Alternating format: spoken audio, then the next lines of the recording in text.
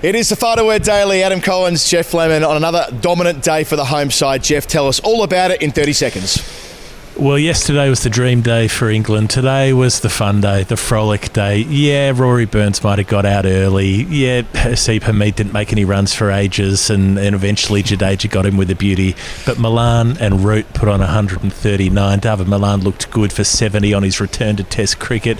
And Joe Root, well, Phil Walker talked about him the other week, strumming 100. He strummed another one, 121. Looked like he was having it. It was so easy for him. It didn't matter that Bairstow and Butler didn't make heaps, and when Root got out, it didn't matter that a couple of wickets fell. They're nearly 350 in front. They don't care. 350 in front on the first innings, mind you. They're just having the time of their lives after Lords, the England cricket team. Well summed up. They're 345 ahead. They added 303 runs today. And yeah, they lost 8 wickets. And look, I got a pessimistic text from a friend of mine going, I can see India making 500 and bowling. No. This isn't this test match. The energy of the test has been all going one way. It can be summed up in the travails of Ishant Sharma, really. You've got a feel for the guy. A veteran, bowled so well last week. Nothing going right for him. No rhythm, no potency, no beating of the outside edge. Yeah, Mohammed Shami bowled some nice spells. Bumrah bowled tidily. Jadeja did a job. But you're so far behind in the test match, you need everything to go right. They needed to bowl out England in 2 sessions, and after the first half an hour, it was abundantly clear that wasn't going to happen. Sure, there wasn't many runs to speak of, but just by Burns and Hameed starting off more or less where they left off last night, batting fairly cautiously but safely, and nothing really happening, it meant that even when the second new ball arrived, that England was so far ahead of the game that they were able to dictate terms. And then, as you say, Joe Root, what a player! 6 test ton this year, 3rd in consecutive test matches in this series. Everything he touches turns to gold at the moment. He's having one of the all-time great calendar years. He might hit 2,000 runs the way he's going. He's an immaculate cricketer doing it as he pleases. Let me tell you about the stats on that. Joe Root started the day 41 places from the top of the list of most runs in a test calendar year. He's gone all the way up to 17th in the space of this one innings. He's absolutely flown past a bunch of the greats. Sunil Gavaskar in there, about 3 different Matthew Haydens. He's gone past a Tendulkar year. Like he's done a massive amount of work in that year. So he's up to 1398. He only what is he, 380, 390 from the top, and he's got potentially 11 innings to come. Probably won't be 11. He probably won't get a second innings here, I'm tipping. But look, the way that he's gone so far, what he's put together in 11 tests, 12 tests, 21 innings that he's had so far this year has been extraordinary. But he just looks so relaxed today. And these were the easiest conditions, probably. Like, it's become a pretty nice surface to bat on. There wasn't a great deal of movement to speak of. The ball that got him eventually was a really good one from Bumrah. I was impressed by the way that Bumrah stuck to his task. When you're bowling to a guy on 120, you don't necessarily bowl your best delivery, but Bumrah did. Perfect seam position, decked in. Root wasn't trying to go across the line. He was just trying to drive it, and it beat the edge and hit the top and middle and off. Beautiful piece of bowling. But for the most part, it looked pretty easy for Root. He was flicking through mid-wicket. He was playing the little guides down to deep third for boundaries. He was pretty much just working the bowling around as he wanted to. And maybe it helped to have David Milan out there, someone who's familiar to him from the white ball setup. And it did feel a bit one-day international over 32 at some points, just working the field and picking the gaps and knocking the ball around. Yeah, I think that's a good comparison. It did feel like one-day cricket in that middle session. They were going at anywhere between 4 and 5 and over, depending on which segment you take. But Milan playing so nicely through the offside, especially, maybe feeling somewhat liberated, like not having the expectation of someone who's worked their way into the test side through weight of runs. He's really gotten there on the back of 199 against Sussex earlier in the season.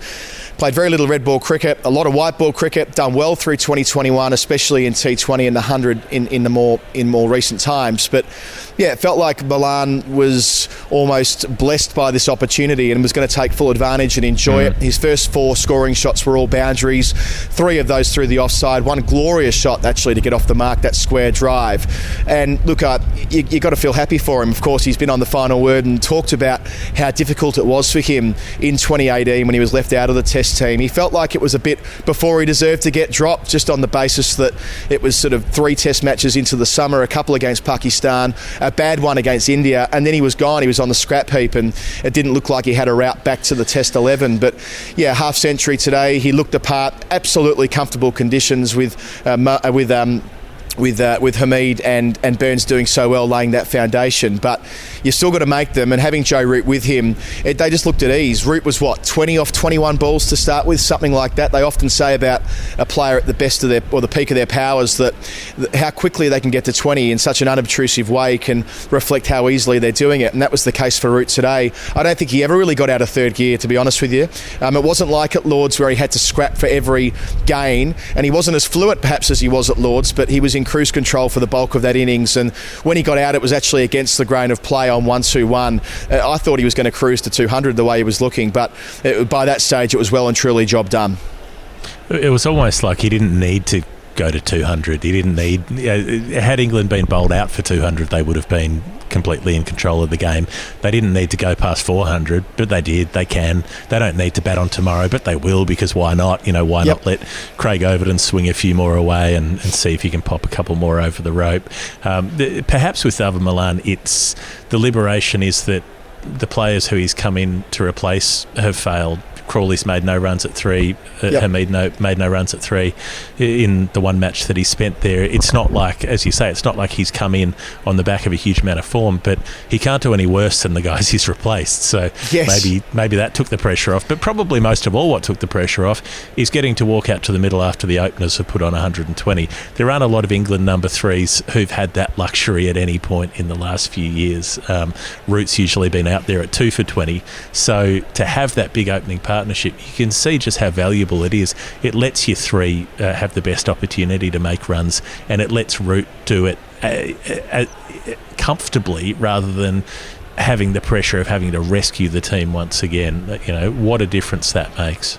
Yeah, often when Joe Root walks out and plays the way he has this year, the weight of the world's on his shoulders. If he gets out, the England team are stuffed, frankly. Well, even if Root made a first bowler today, they were already well ahead in the Test match. So yeah, it just completely changed the energy of the way things were going. I thought India, for the most part, actually stuck to their task reasonably well. I thought Shami bowled really well. Bumrah didn't throw in the towel.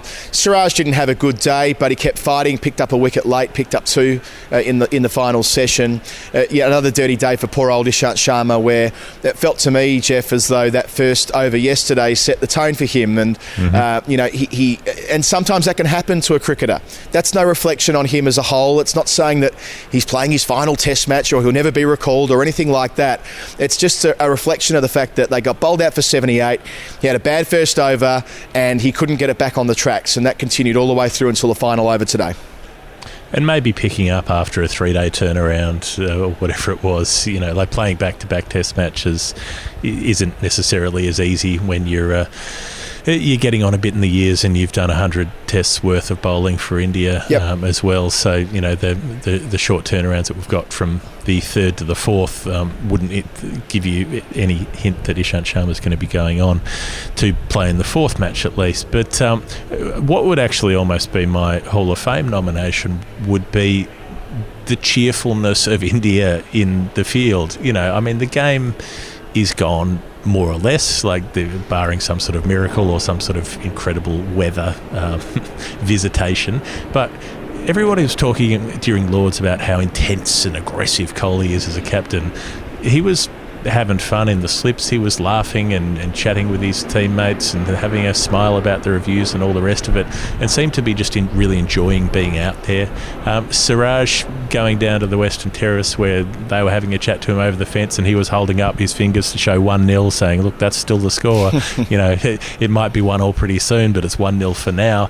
And even when he got Sam Curran out late in the day, hooking out to the deep, Mayank Agarwal caught it out on the fence, substituting, and the smile on Siraj's face, they're 350 behind in the game, but there was no sort of, it doesn't really matter, this wicket. He was beaming. He was delighted to pick up another test wicket. Like, he's just loving being out there. And I thought that, this was a side that could have just gone through the motions and plonked down balls until England felt it was time to declare, but they have got close to the point of bowling England out. They should bowl England out tomorrow morning, and they still seem to be enjoying a match that they're well behind in. But look, maybe it gives them the opportunity to do something. Not saying they're going to win it, but to do something to really show some fight when they bat for the second time. Yeah, it's about marginal gains from here, isn't it? In all probability, it's going to be 1-1, which in some ways might liberate India, counterintuitively, knowing that I don't know what the win viz says, but it would be 1% or less than 1% of the winning from here. Might even be 0, as it was in that famous World Cup T20 World Cup game in 2016. But the point here is that look, Josh Buttler's out of form. So there was a wicket there, an important wicket. The England number 6 is out of form. That will be a thing that continues into the next test match, as will be the case that Johnny Bairstow got a good start, 29, but didn't go on with it. So, little marginal gains here, and it'll be the same with the bat tomorrow. Can India bat all day and eliminate this deficit and get England to bat a second time? They probably won't, but they might. And if they can, that won't be for nothing. Again, the idea that India have to get their fast bowlers to warm up again tomorrow is not ideal with back-to-back test matches. They've got to apply the same attitude with the bat. Can they make sure this test match goes to a fourth day at the very least, to make sure that James Anderson has to warm up again, has to get ready again, has to bowl again? In a long series across 5 test matches, it isn't all about what's happening there right there and then. It's about the long game. So yes, this test match isn't overly competitive right now. England have taken away that today, any chance of that today through the first and second sessions, but when they arrive tomorrow, there'll still be something there in terms of the bigger picture, the 5 test match series. Joe Root, do you think he's got a shelf in his pool room, perhaps, where he keeps all of his final word player of the day awards? Because he's going to get another one today, 121 from 165, purring along in the mid-70s for strike rate without looking fussed or hurried. Clearly the player of the day, and clearly still so important to England. For all of the good work that they did with their top 4, I think the stat was it hasn't been since 2006 that England's top 4 have all made above 60 in the same test innings. So, yet for all of that, had Root made a duck, the score's looking a bit on the skinny side, even for a team that dominated with a big opening partnership. Yeah, and I would just add to that Joe Root's batted 21 times this year, you say, Geoff. I wonder how many times he's top scored. Every time in this series he's top scored, and look, it's a great problem to have for England that Root keeps top scoring because he's so consistent. So, yeah, from a statistical point of view, I look forward to him bursting through 1,400 runs, and as I mentioned towards the top of the show, I think there's a decent chance that he not only will pass Mohammed Yusuf from 2006, his 1788, but he might be the first man to reach 2,000 runs. Would you doubt him in this form? You couldn't. I mean, the possibility is there, as we said, 10 or 11 more innings to come in the year, potentially, the way he's going at the moment. But look, things can change very quickly, as they did from Lords to Leeds. Indeed. Fools make predictions in cricket, and the wise keep their counsel. So we won't be predicting anything. Who knows what could happen tomorrow? We'll tell you. That's why we do the show daily instead of doing it in advance and just telling you what's going to happen on the subsequent days. That's what we do on the Final Word Daily. We tell you what happened previously in the past. It's much easier that way. So we'll be back on day 3 with the Final Word Daily. Check out patreon.com/the final word if you want to support the show, or hit the old subscribe button down the bottom. We'll see you on day 3. Night.